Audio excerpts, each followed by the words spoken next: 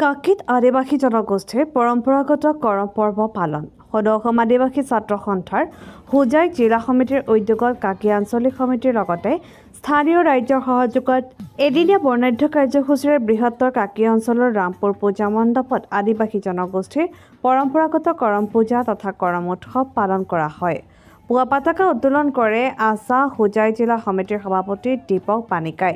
শ্বহীদ তৰ্পণ কৰে উদযাপন সমিতিৰ সভাপতি প্ৰভু তাঁতীয়ে। ইয়াৰ লগে লগে আদিবাসী জনগোষ্ঠীৰ পৰম্পৰাগত ৰীতি নীতি অনুসৰি কৰম পূজাৰ মাংগলিক পূজা অৰ্চনা কৰা হয়। উক্ত পূজাত সেৱা আগবঢ়াবলৈ আদিবাসী সমাজৰ ব্যক্তিসকলো উপস্থিত থাকে। উক্ত অনুষ্ঠানৰ মুকলি সভাত সভাপতিত্ব কৰে আছাৰ হোজাই জিলা সমিতিৰ সভাপতি দীপক পানিকাই। আদৰণি ভাষণ প্ৰদান কৰে সম্পাদিকা পূজা গৌৰে। সভাত সদৌ অসম আদিবাসী ছাত্ৰ সন্থাৰ কেন্দ্ৰীয় সমিতি সম্পাদক পূৰণ গঞ্জু, সাংগঠনিক সম্পাদক ৰুবুল ভূমিজ, সহকাৰী সম্পাদক ব্ৰিজলাল পানিকাকে আদি কৰি আদিবাসী সমাজৰ বিশিষ্ট ব্যক্তি, সমাজসেৱক আদি উপস্থিত থাকে। অতিথিসকলে ভাষণ প্ৰসংগত কয় যে আদিবাসী জনগোষ্ঠীৰ পৰম্পৰাসমূহ বৰ্তমান প্ৰজন্মই ধৰি ৰাখি আগুৱাই নিব লাগিব, অন্যথা পশ্চিমীয়া সংস্কৃতিৰ আগ্ৰাসনৰ কবলত সকলো হেৰাই যাব।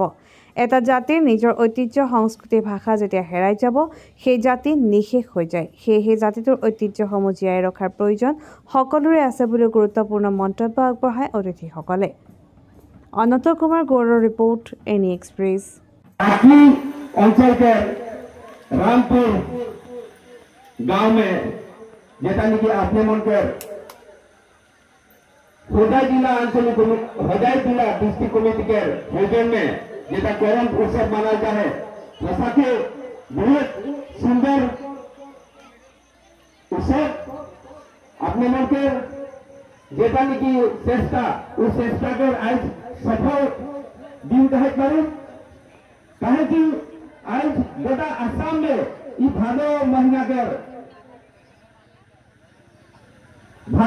में हम निकल एकादशी भादो महीना के एकादशी से लेकर हम निकल गोटा आसाम में करम उत्सव हम निकल सब जगह में पालन करा था। साथ साथ अपने मन आदिवासी होने के नाते में अपने मन भी करम उत्सव पालन करा था। हमारे केंद्रीय समिति से धन्यवाद ज्ञापन करा थी।